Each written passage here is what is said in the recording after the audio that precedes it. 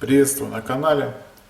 Рано или поздно наступает такой момент, когда наш профессионализм упирается в наш инструмент и не дает развиваться дальше. Раньше я пользовался вот такими пинцетами. Я так понимаю, это подделка на Good. Good Help. Я их покупал в районе 100 рублей за штуку. У меня в сервисе, наверное, штук 10 уже. Пинцет, в принципе, хорош, очень тонкие у него губки, а есть минусы, быстро гнется, и со временем у него начинается вот это пресловутое расхождение губок.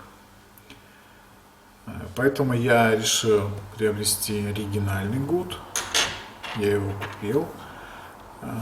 Так вот он выглядит, но у него есть существенное отличие от подделки. У него более толстые губки, и сам он такой потолще, более массивный и не всегда удобен для тех задач, в которых я использовал такую вот китайскую копию. Самый большой минус этих пинцетов то, что невозможно при восстановлении пятаков нормально ухватить какой-нибудь проводок, постоянно норовит выскользнуть, в общем, неудобно. Вот этим удерживается достаточно хорошо, но у него рабочая только самый-самый кончик, поэтому также соскакивает и не очень удобно. Для таких целей, для удержания этих проводков при накатке, при восстановлении пятачков, я купил вот такой вот титановый проскит. Если не ошибаюсь, он стоит в районе 700 рублей. Пинцет хорош, но губки толстоватые, много куда им не подлезть. Допустим, на iPhone 6 при перекатке тач-контроллера очень неудобно снимать, приходится снимать кондеры, чтобы подцепить его и не зацепить другие компоненты. В общем, пинцет, в принципе, неплох для своих целей, очень даже ничего, но опять-таки не всегда им целесообразно работать. И дальше я решил попробовать инструмент Виха. Я слышал много восторженных отзывов об этом инструменте от тех людей, которые с ним не работали.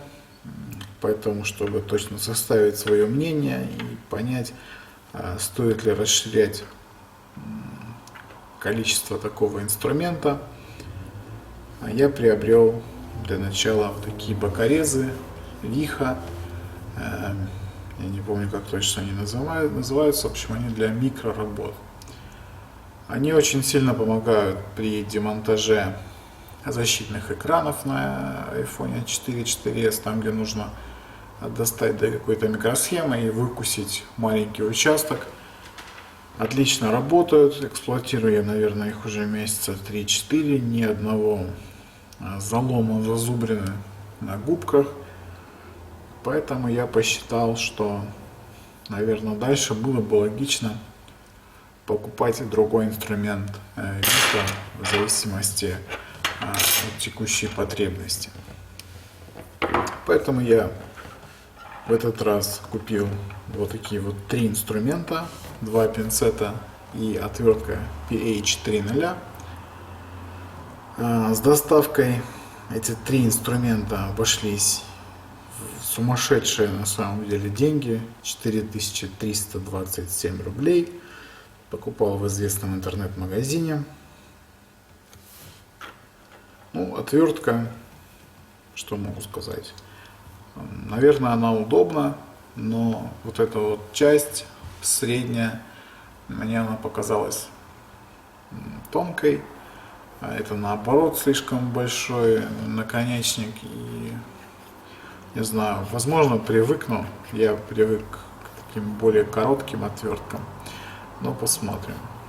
Китайские отвертки недолго служат, к сожалению, как известно, потому что этот вот кончик у них быстро затупливается, обламывается, и необходимо постоянно держать новые отвертки, потому что вот самый ответственный момент они любят ломаться. Но в этот раз речь не об отвертке. Возможно, я еще расскажу, если вдруг докуплю, не знаю. В этот раз разговор о пинцетах. Я поэтому и начал с пинцетов. Купил я две такие модели. У одной 110 миллиметров, вот этот поменьше. И у второй 135 миллиметров, вот этот побольше.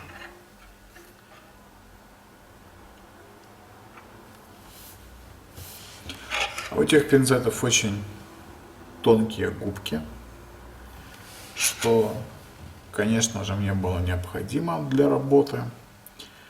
Но каково было мое удивление, когда я увидел, что губки эти по-разному обработаны. На одном пинцете две губки выглядят по-разному.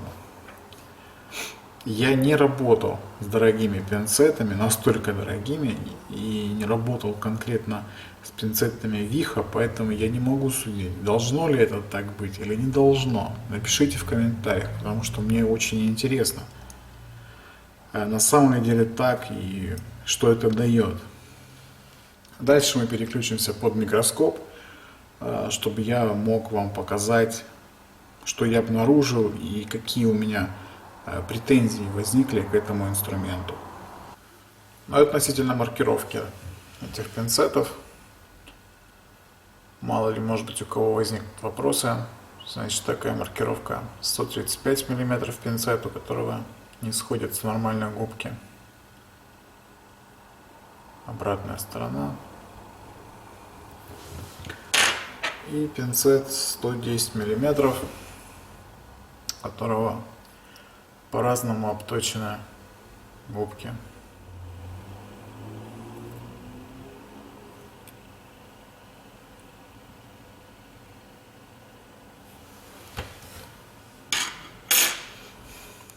Итак, начнем мы с версии пинцета 110 мм. И сейчас я продемонстрирую, как у него выполнена обработка губок. Видно, что губки разные.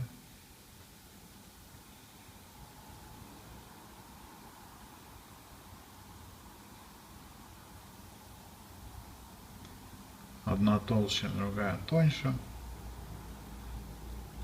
В принципе, для непосредственно целей, которые я покупал, такие вот мелкие элементы, снимать из этой толстой губки захватить невозможно.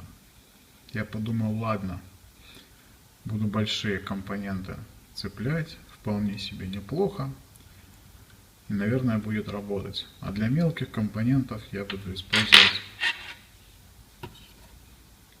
вот такой вот пинцет маленький, который 135 мм, с более тонкими губками. И что я увидел в итоге? Что здесь губки тоже заточены по-разному. Захватить компоненты не удается. Но это не самое ужасное, что я заметил на этом инструменте.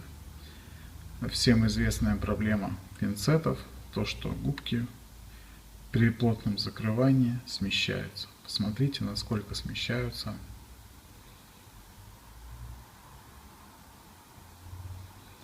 Губки у этого пинцета. Они просто не держатся. На самом деле, будто бы и никакой заделки нет между этими. Я как будто работаю с палочками для суши, а не с пинцетом. В общем, я думаю, вам понятна суть моей претензии, что мне так не понравилось, почему я разочарован в этих двух пинцетах. На самом деле, на данный момент, как мне кажется, я выбросил на ветер 4327 рублей. Как-то так. Не повторяйте моих ошибок.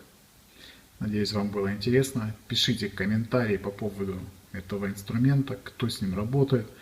Может быть, я нарвался на подделку, и настоящий инструмент этой фирмы, он гораздо лучше и качественнее. Мне было бы интересно это почитать. А теперь всем пока. Подписывайтесь на канал и удачи!